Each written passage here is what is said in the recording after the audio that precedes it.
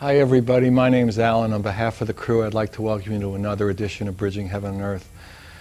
You know, I could tell you what day we're shooting the show, and maybe it would mean something to some of you. Maybe it's around your birthday, maybe it's your son got drafted into the Army. Something happened that's significant as of this day when you watch the show. A lot of you are watching it live, but a lot of you are watching it later on tape as it goes around the country and as it's on the internet, and you know, on the audio portion is available all over the world, ad infinitum, actually.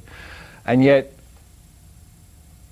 whatever day I say it was, could I say that there have been preparations for war somewhere?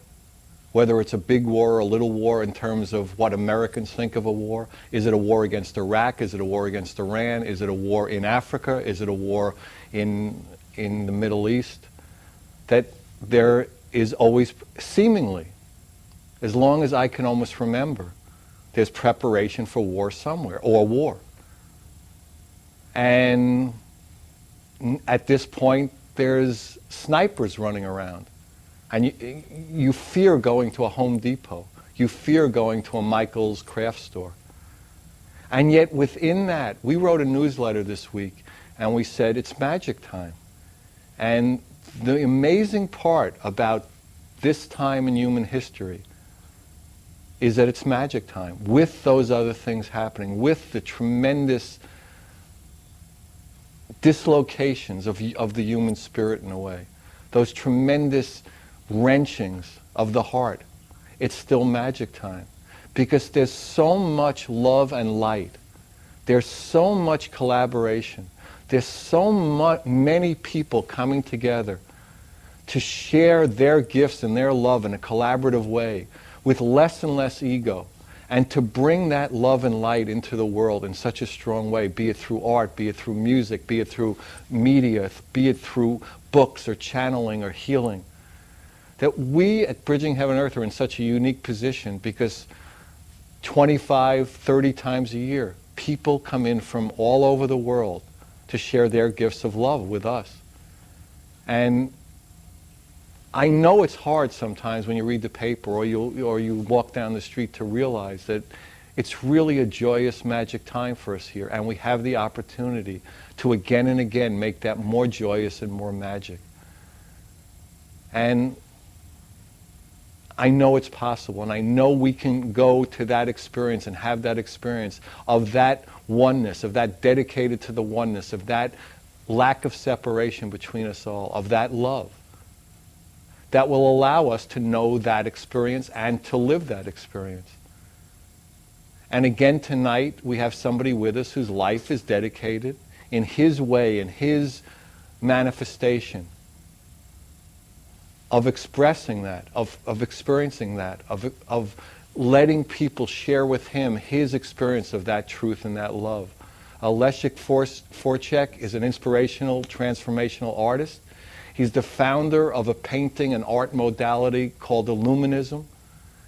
And what is he trying to illumine? What is he trying to transform? He is trying to, with his extraordinary art, which has techniques that I literally had never heard of. I mean, he paints with both hands and with watercolor layers, up to 200 layers, to bring this sensation of depth, of light, into a three-dimensional or a flat surface. He makes it real. He makes that transformation into that love real through his art, through his painting.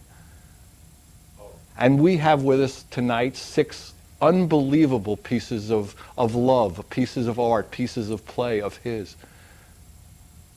And the opportunity for us to experience that depth and that knowing is a rare gift for us.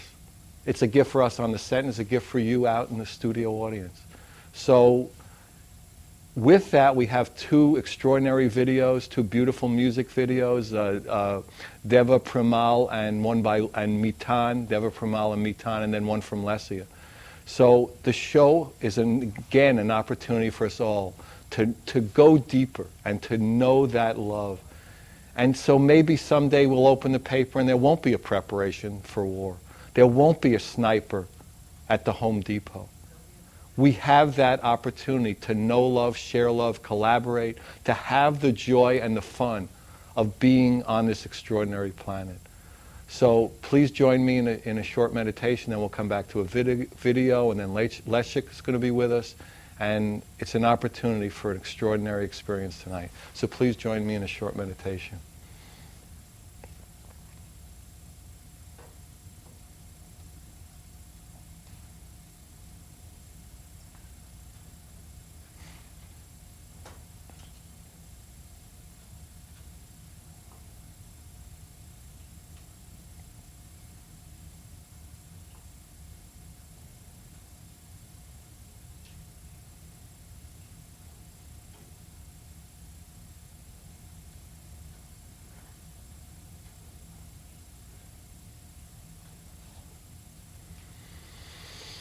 Thank you. So we're going to begin tonight's show with the first video. It's a beautiful music video. We showed another one of Deva Premal and Miten's videos, a while back, and everybody said, "Do you have another one?" And we do. Their agents sent us a beautiful tape of theirs. They haven't been able. They're from Europe, and they haven't been able to be over here to do a live show. But he wanted us to be part of their love, and their love to be part of Bridging Heaven and Earth. So this is the Tare Tutari. It's a mantra dedicated to the goddess of compassion. So Deva and Miten.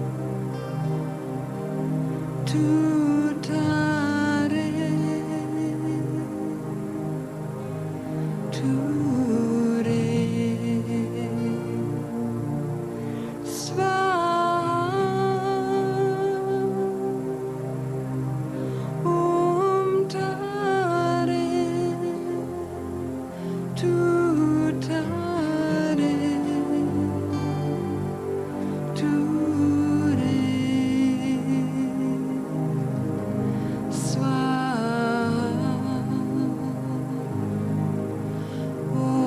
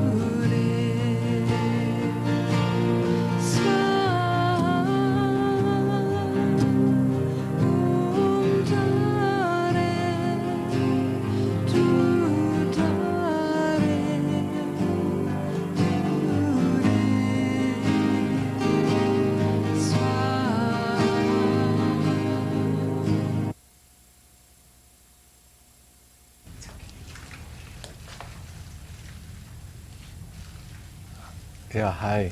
So we're on the set. Hi, welcome, Leszek. Alan, thank you for your opportunity to have me on your show. I appreciate it a lot. Yeah, it's wonderful. Thank you. So, how did you get started in art in that process that's I never even heard of before?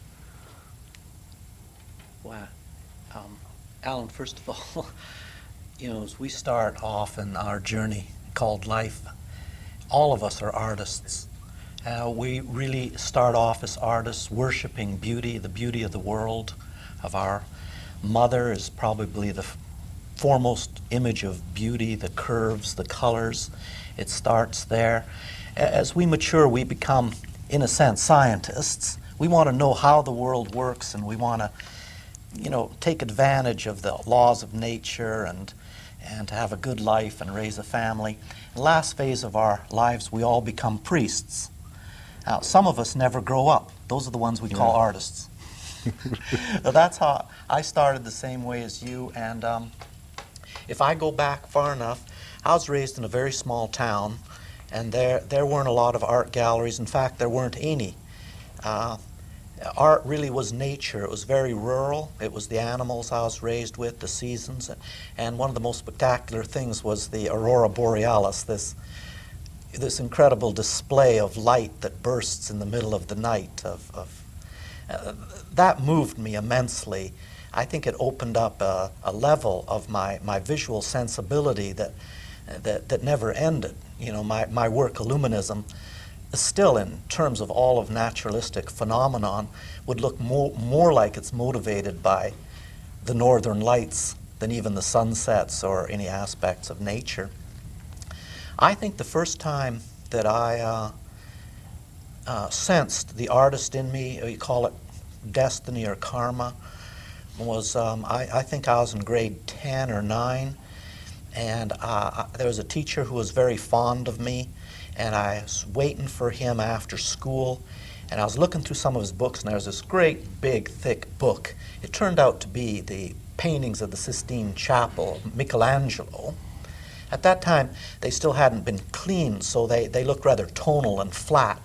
Later on, this incredible coloristic cangianti, they call it. In Italians are full of these terms for painting, just like restaurant, they're all language for all this stuff. But when I looked at it, I had a vague impression of that phenomenon we sometimes refer to as déjà vu, a very intimate thing that I've seen these before. I felt them in my bones and my blood. I couldn't close the book.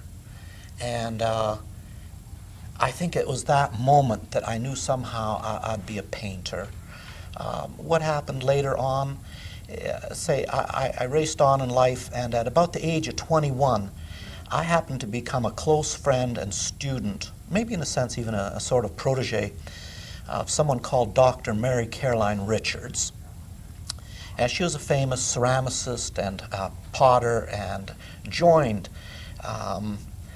word and image, this whole idea of the resurrection of crafts. But more important than that, she had been a long time devotee or student, one might say, of the Austrian philosopher, maybe you could call it mystic occultist, Rudolf Steiner, the founder of anthroposophy, somewhat akin to theosophy. A Western movement of spirituality. And he started the Steiner schools and all the... That's right, Alan. Right. At a certain point in time, I thought maybe I'd become a Waldorf school teacher, and I went to Europe to study, and then the next sort of big experience came to me after the Michelangelo book, and then the M.C. Richards experience, and M.C. and I stayed friends almost to the end of her life. My drawer still have lots of letters of her. She passed away, 3 years ago or so. But while I was in Europe, I went to Dornach, Switzerland, the center of the Anthroposophic Society, the international center, and I didn't really attach to anything. And I went to Lebanon and Israel and the Middle East that I had a very deep connection to, especially through the poet Rumi. And I wanted to see those countries, the Arabic countries. And when I first heard these people doing the prayer call from, the minarets and that, and saw the mosques and that mystical geometry, and I was so fascinated. But I ended up coming back to Europe, and I through no invitation or anything, I ended up going to a little town called Colmar, France, the Swiss border of France and Switzerland, France.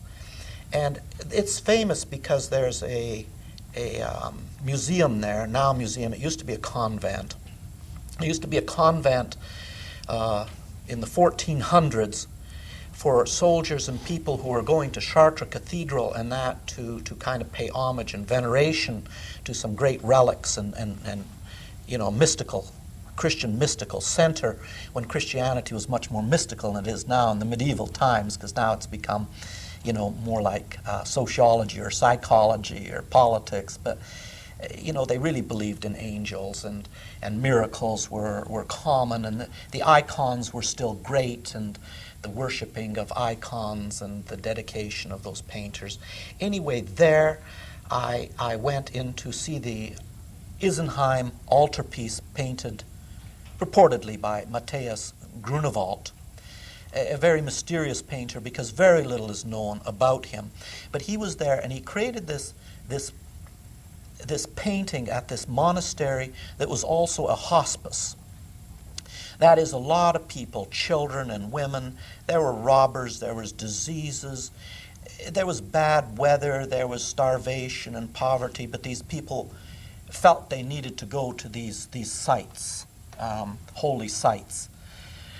And he painted a painting that is probably one of the most enigmatic works of the human imagination possible, according to some very famous art critics like Sir Kenneth Clark, and who studied this painting for their life. And it is still a mystery, a very mysterious painting, sort of like Bosch, Hieronymus Bosch, or Bruegel, in that odd tradition of paintings that some people refer to as bizarre, some people call mystical, some people say it's got early surrealism, some people call it divine, visionary. There's a lot of handles and labels you pin on these things. But the point is that the paintings are startling, and a lot of people think that it was painted out of a higher imagination, sort of inspired by the bodhisattva kind of imagination, and it had the power to heal. If people contemplated on this painting before and after the Mass, and something dwelt inside of that painting, inside of the artist who made it, and that life force was there for centuries. And it's a remarkable painting of the human journey, not just physically, but you can call psychically, spiritual journey. And I viewed this painting, and I knew, I don't want to get into details, but I knew I had been brought to that location. There were certain distinct physical signs, nothing in my mind. There were things I saw, and I said, this is welcoming me here. I'm supposed to be here. There's the sign. And so I had this experience, and later on I went out in the streets in that part of France. Everything's closed for a kind of a siesta, and the wind was just gently blowing. Everything was quiet. I saw a banner flying, say, Exhibition. I had nothing else I could do. I felt that I had experienced everything there was to experience in art. I had seen the Rembrandts, I'd seen the Raphaels, I'd seen the modern art, the Impressionists, the Expressionisms, all of the isms that art is, kind of covers the transformation of human culture. And I went into this small public place. There was no one there but me, and there were these incredible paintings there. And I held my breath. I put down my backpack. I walked around. I was the only person there. And these are breathtaking. These paintings have taken hold of me in a way I never knew painting could, because I thought that filmmaking was the new frontier of the artist. And I was going to go back home and become a filmmaker. When I saw these paintings, I saw that it wasn't outer movies and how tricky you could use the camera and play with realism. But I realized in her work that it connected with an inner movement and an inner metamorphosis. Whose work was this? I wasn't going to tell you. But since you asked, I'll let you know.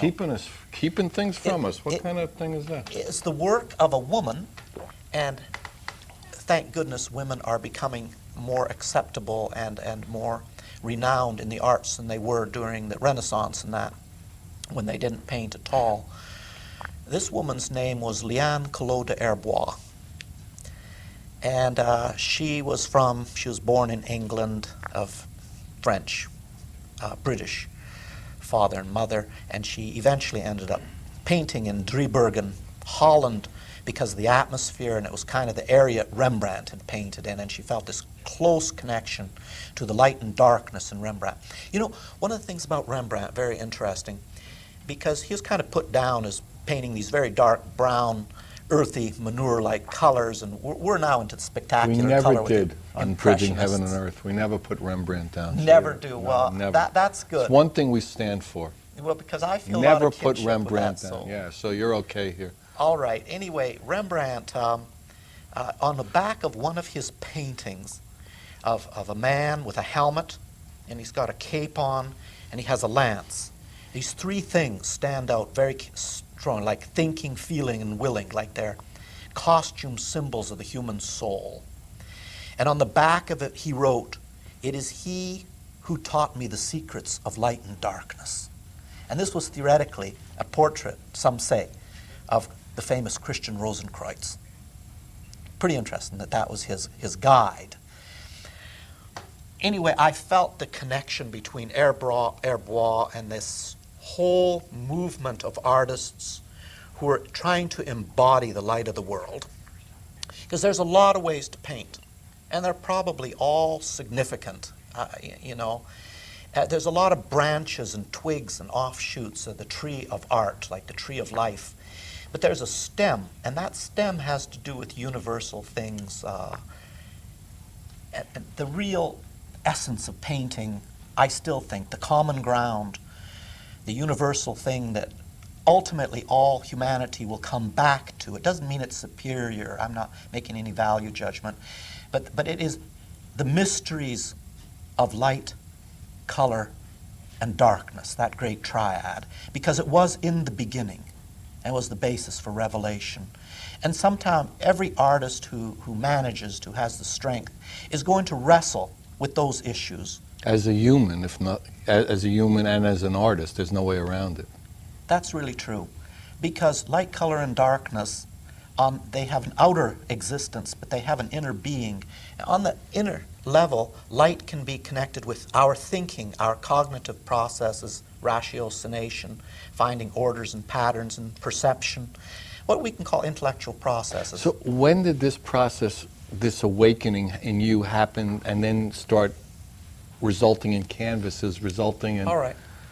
You know, I'd painted for quite a while, and prior to going to Europe, I had painted a series of about 12 paintings that were on angels. I believe this angel was, in a sense, my guide. You know, I'm kind of cautious when I talk about angels. I know it's very popular to talk about it, and to some degree maybe the topic's been exploited and sentimentalized. But I happen to believe in this phenomenon that we call angels. I painted this series of large portraits of angels that were life-size with very unusual gestures in the hands. But anyway... I think what they're showing now is that first one, the crystalline one. How did you come to that? Oh, you want me to talk about, you know, my whole thing of getting into painting. All right. When I decided to paint, and these paintings came out of the laws of light, color, and darkness that were in the natural world. Right. So it's going from the natural to the supernatural. I wanted to reveal the divine in the natural process and the common. I wasn't interested in surrealism or my own personal expressiveness. I wanted something transpersonal or, if possible, inspired. And so I looked at the foundation of the earth, which was the mineral kingdom, or sometimes we can call it crystals, but all minerals, because they're in you. There's iron in your blood, without which you'd be flaky, you wouldn't have no consciousness. There's the silica over your eyes, magnesium in your heart, copper in your kidneys. Every one of your organs has a dominance, a predominance of certain elements. And I began to paint these crystals and try to show a spiritual significance to them. And from there I went to plants, which was the next stage, from there to animals, from there to human beings. And in a sense, that's the sign of the cross: mineral, plant, animal, man. And it's always that process of transformation. In each picture, there is that arc, in a You're sense. right. I mean, there's the arc of the way you just described it, but also each picture has that, Yeah. the movement from one to the other, from the movement from Yeah. where you were to where you're going, in a sense. And you know, Alan, you look at the painting, it's a finished product. But if you saw the painting created, it is a transformation moving from darkness into light. From being born in the mysteries of darkness and the unknown, becoming manifest in the light through the midsection of color. That color being kind of the bridge between, you got it, between heaven and earth. And that is the human heart, a feeling life. And the light is the thinking of humanity, and the darkness is in the volition, in the metabolic system, the will system. And in every painting, that transformation from darkness to the light that we experience as a human being, arising from the bliss, the oneness of the universe, to becoming individuals, to eventually, again, uniting with the universe. And it became the theme of my work, and then the crescendo of my work, you might say, became the figural, where I wanted to paint the archetypes of the human dilemma. And being raised somewhat Christocentric in the Christo-Judaic thing, all my friends were involved in more exotic forms of spiritual discipline, which is natural, you know, that were Eastern-oriented. But Dr. Steiner was Christocentric, and he'd kind of become my teacher, although I was always interested, because truth is where you find it.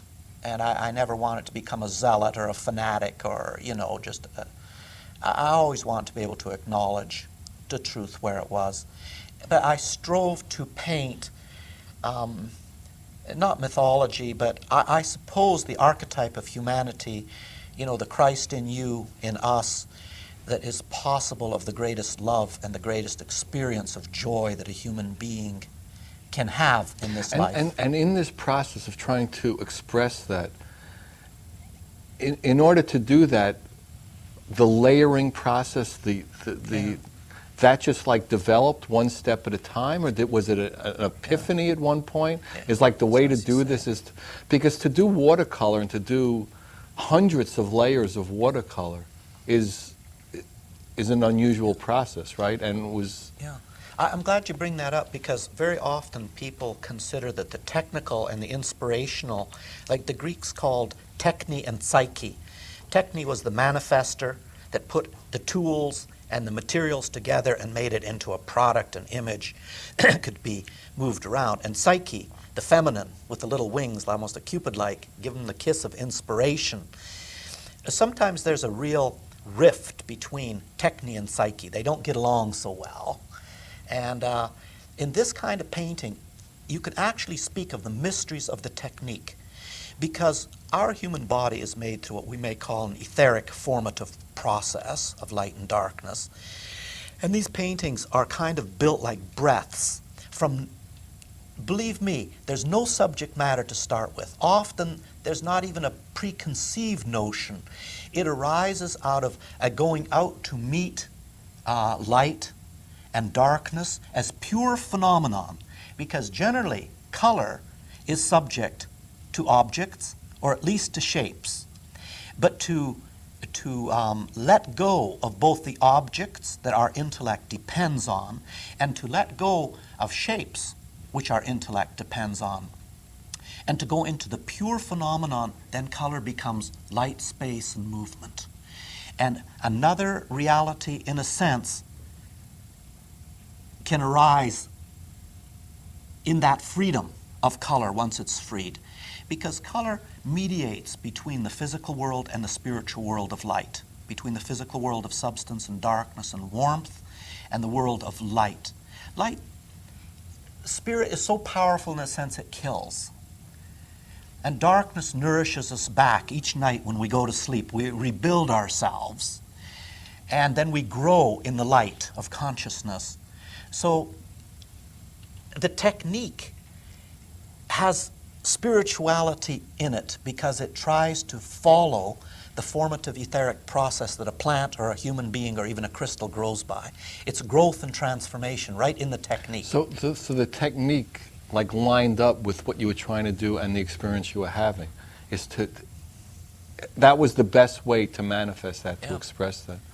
I didn't talk about it, but what made me a painter, because people become painters for many reasons. There's 1,000 different ways to be a painter.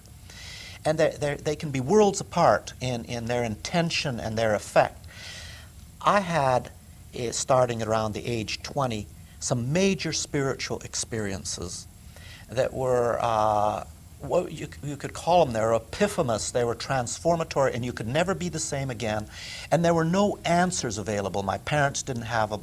You know, the religious leaders didn't have them. The professors certainly didn't have them. The psychologists, you know, they were the furthest removed from it. I hadn't met Assagioli or people who were sympathetic to a transpersonal, spiritual type of psychology. But at that time, these sort of experiences were almost dangerous to have had, that you were, in a sense, suspect if you had them. And there was a great marriage. I think that in order to address those experiences, the reality that they expressed, and they were the kind of events that, believe me, they could have been in Ripley's Believe It or Not column. Right. They were so real, so undeniable experiences of astral projection, of going to other people, of meeting women who had babies and telling them later on, you know, I know when you had your child, this time at that hospital, right, yes, right. Why don't we just hold this, and we got the video, and then we'll take it in the next section. Great. We'll take that into the supernatural. Okay, right. So we're going to have the Oh Happy Day video. It's a song written by Lessia and I, and it was Lessia is performing it. And at the end of that, you will see the foundation promo. People asked to see it again. We put that together, some crew people. So it's the Oh Happy Day by Lessia.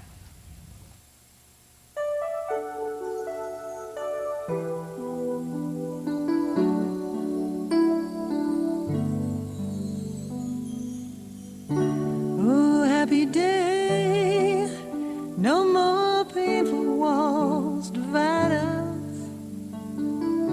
Oh, happy day, it's a new millennium. Oh, happy day, with spirit that'll guide us. Oh, happy day.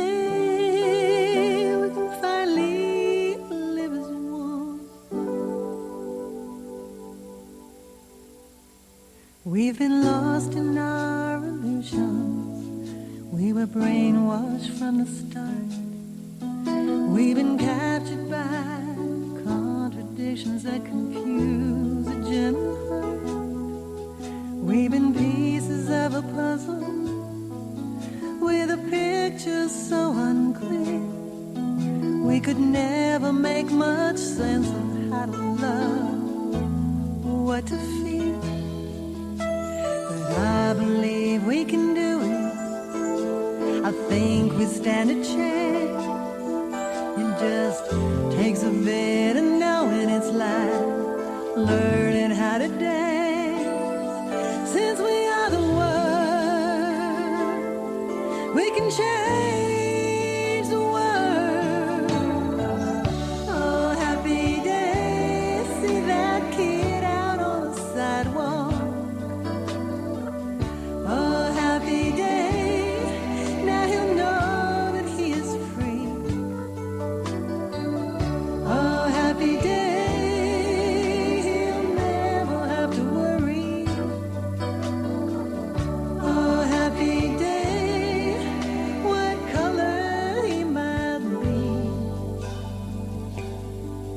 When we thought we all were separate, well, it was easy to place the blame.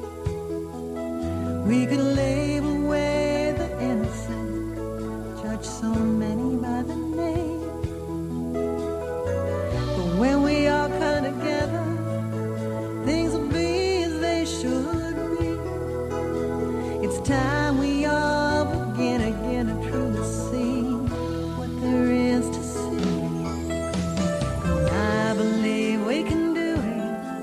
It's so easy when we try to feel the light between us, say, remember how to fly, since we are the world, we can change the world.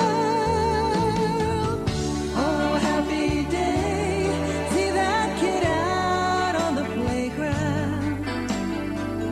Oh, happy day, now she'll know that she is free.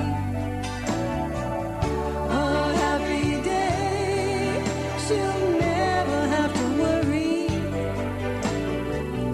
Oh, happy day, what religion she might be. Oh, happy day, we're gonna build a new tomorrow. Oh, happy day, we surely know we can. Oh, happy day, we're not waiting any longer. Oh, happy day, it's all in the master plan. Since we are the world, we can change the world.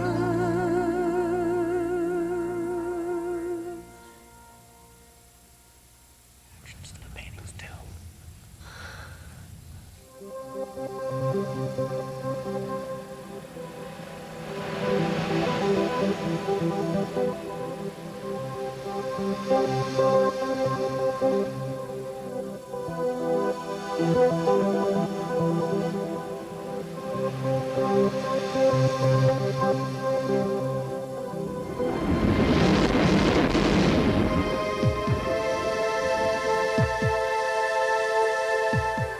Hi, we're back on the set. I hope you like that video. So you went through this process, and you went through this process of just like a life process. We had different experiences that moved you. And then you came to this place where you knew that art was the way, one of the ways that you were going to manifest that experience. And so then you still, how did you develop the technique of two? Is the technique of two hands as unusual as I think it is? Or do a lot of people do it? I've never heard of anybody doing it. No, because simultaneously. Yeah, painting basically comes out of the same tradition as writing, and we write with one hand, not two hands. There's no need to write with two hands. But in this technique, because one hand has to keep the edges off the watercolor and the other hand is applying the paint, if you were jumping back and forth, you'd lose your concentration. So basically, you've got clear water here with a brush here, and you've got your positive brush here.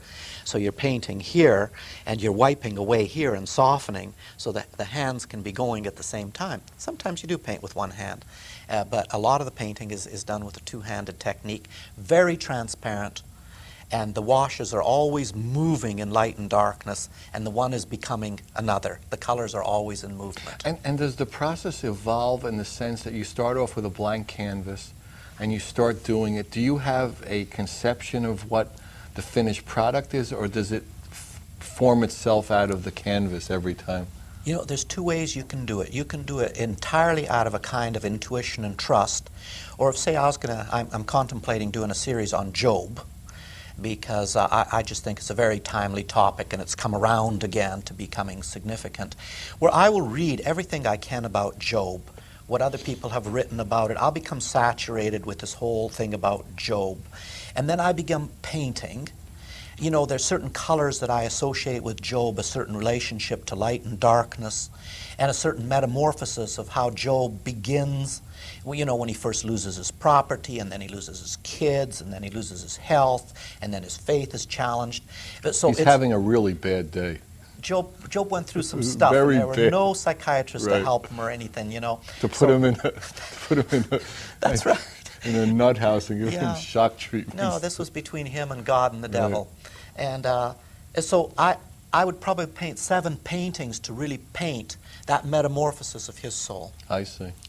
And you would have a sense of that, but you'd start out, would you paint the first one first, or would it be the third one, the 7th? I mean, would there be, or would it just, how would that, Because, I mean, your paintings are so powerful Yeah. and so unusual in that way to me.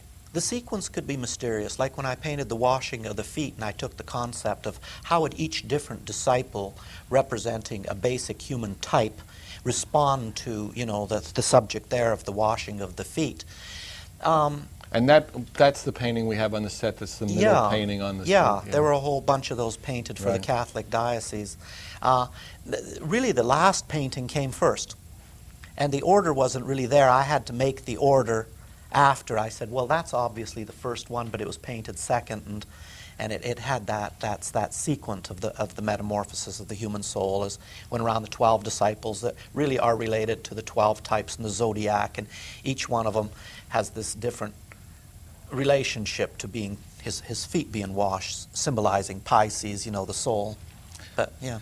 And it's also, I mean, we were talking earlier, I mean, it's also, in a sense, the midpoint of the human experience from birth to ascension, and that's the human life in a pure form is in service, is in love, is in surrender. Yeah. My feeling is to really understand something, you have to understand its process rather than isolating a moment in time sort of under the microscope of the intellect. That you understand something because you see it in the whole, in its evolution. So the human life, the mystery of it is like in the painting there of the Madonna that I sort of based on Raphael's Sistine Madonna. But she's got behind her the inverted cross or the star pointing to Earth, the birth star that's in astrology. And she's stepping over the moon into the Earth. So that whole process of incarnating from the cosmos, and then we go to the other end of the spectrum, is the Madonna is in a sense giving up, sacrificing her son, figuratively speaking, back into the spiritual world, back into the world of night with those very dark colors. In between is service and the development of love, the development of the heart.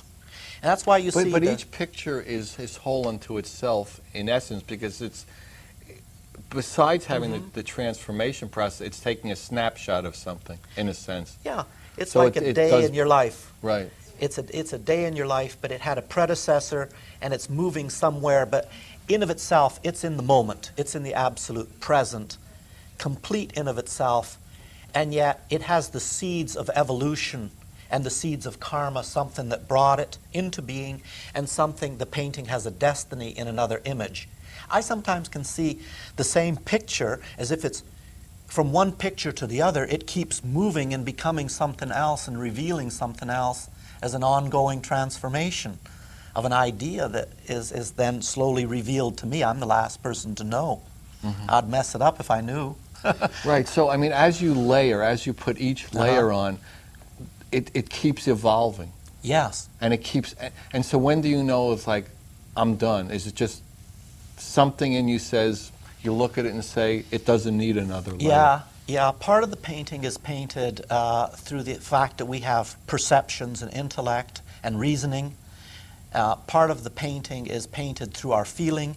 And part of it, if it's a gift, really is not I, but something else in me, where I suppose if somebody hooked you up to an EEG, you're painting an alpha or gamma, some deepened state of consciousness that would be equivalent to what the icon painters called apatheia, or the Indians called samadhi, or, you know, I think it has a lot of different names, intuition, or, you know. But yeah, I think that the painting goes through a number of different stages of consciousness. If it really does go from the human to the cosmos and back again, that bridge between, you know, heaven and earth that a great painting can become. And when you're doing it, I mean, do you find that often you're in that state, that you're painting from that state of oneness, that state of bliss, that state of harmony? You know, I think that this form of painting has an awful lot to do with Zen painting, of the whole line of painters who were monastic painters, and that painted in a sense not for themselves and didn't even need to sign their names, so to speak. You know, Rephrase that question. I think I can even give you a better answer. Whoa. Could you rephrase that question again? Can I go to another one? Oh, you can go to another one if you want. All right. Well, I like that question. Okay, well then answer it, because you know it. Answer it. Well, Go wherever you want with it. Well, you know, when a painting is being born, and you were asking me about the technique and that, and when does this inspirational element come? The process of the icon painter, he prayed an awful lot. He fasted. He went through a process of making those materials pure, and in the end, when the painting was finally done, the painting was blessed before mortal eyes were even set upon it. There was a tremendous transformatory process. In fact, some of the painters, like great icon painters like Rublev, were eventually sainted for their work, because they did become saints through the act of painting, through this deep unification with the being of color. And they found. And what happens to the rest of us who do it like you and know, I? The beauty of it is. Where do we go? The beauty of it is we're all human beings. Now, I told you this before, because human being relates to humid, that we're 90% water. It relates to humus, that we have earth in us. But also hue means color. You have an aura.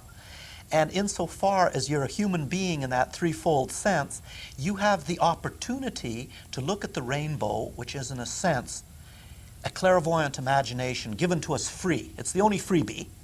All the other ones you have to kind of earn, or become aware of, whatever you want, effortless effort, call it what you want, but somehow you're going to earn it, and you're going to go through the process of light, color, and darkness to get there.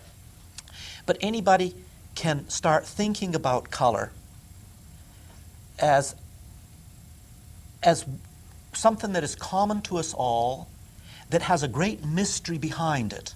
We experience color so much that we can't see the forest for the trees. But when we begin to objectify it, we see that color leads us to another world. Rudolf Steiner once said, art can become to Western man what yoga was to ancient Eastern man, as a means of samadhi and self-realization and becoming one with nature, like the Taoist artists were interested in. And do you find that really happening to you on like a consistent basis, that when you pick up your brushes, when you have that canvas in front of you, is that you feel elevated, you feel one? I mean, in other words, like you stop being the person it says on your driver's license. You stop being. Yeah. You know what I mean? You become another identity. Yeah, I mean, somebody could ask you who you are, and you could probably remember at that moment. But at that particular time, you're painting from the universal mind, say, or that infinite quality in you, or I am that I am, or however people would describe it. And you feel the difference in that. You feel the elevation in that. Sometimes I look at that painting like of that figure in the magenta and light viridians washing the feet, and in the middle picture there, and you see that heart chakra opened of the person seated, just flung open like wings. The painter is a bit like that person washing the feet. That's almost what he's dipping into creatively, more so than the paint.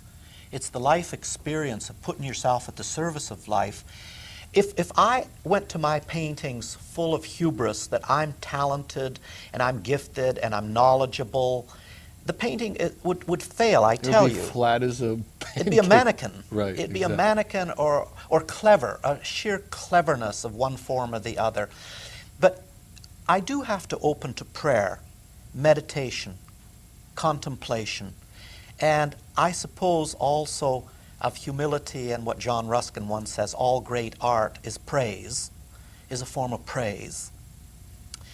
And I think that involves a number of types of preparation, previous lifetimes, years of preparation and study, and finally the preparation of you going before that easel, like a priest going before his altar, of not taking your worthiness for granted, of realizing that, gee whiz, I am so blessed to be able to do this, to share it with other human beings, to be in America where people can do this and not be criticized and can find the time and the clients and the students, because I teach a lot.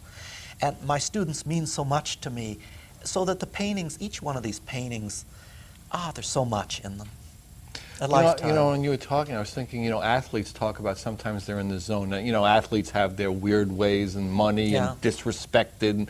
But when they're sometimes in that zone, everything slows down, and they're not the famous athlete. They're not the person who commands this kind of salary. They're just in that flow. And sometimes even when we're doing the show, although people would probably, you feel like you're in the flow, and then just everything is perfect. Everything's going to work out The Chinese fine. called that the qi. Right. Sometitive it's called the etheric formative forces, where you're not fighting against anything anymore. The wind is in your sails. You feel like everything is, and there's no you to feel it. It's like you and the wind You are can also one. call it grace. Right. I think every religion, every culture, the heart of every religion knows about that ultimate harmony where you become the breath of God, and everything, for a moment, eternity and infinity have melted, at your feet. And maybe you're godlike in the sense of what that means. Well, in a sense, would you say that when Jesus said the Father and I are one, now maybe he was lined up with that experience not only when he painted, more of his earthly time. I'm going to show you just how human I am and say, you're way beyond me with that question. I can't possibly go there. Really? Yeah. So in other words, in your experience, there's no way to say the Father and I are one. I accept it as something that I could work toward understanding the magnificence of the statement. But that's as far as I'll go on that one, Al. Even if I rephrase it, I can't even rephrase it. I wouldn't rephrase the last one. I don't know if I could rephrase this one. I'm loquacious, and I'll talk to the end. But that one, it's interesting because we've spent like the whole day together, and I've never asked a question that stumped you, so I know the one to ask now. Or that I respected right. as much as that one. Right. Yeah, I do. Because I think there is something a human being, can experience that way, and an art or any creative process, any manifestation where the manifestation is the external format, and the attempt to have an internal experience can bring us into that place where the Father and I are one. I think that is the potential for human beings now, is to really know that. And then, on the beginning of the Bridging Heaven and Earth page, last time I said it wrong, but we were all made of love, God is love, and we are God. Yeah. And that's, to me, is another way of expressing that particular thing. So, it's interesting. I think it's interesting that we're coming to the end of the show. There's only about a minute left, people are telling me. So because we're winded. I got a side ache. Yeah. Right. So, again, here we go.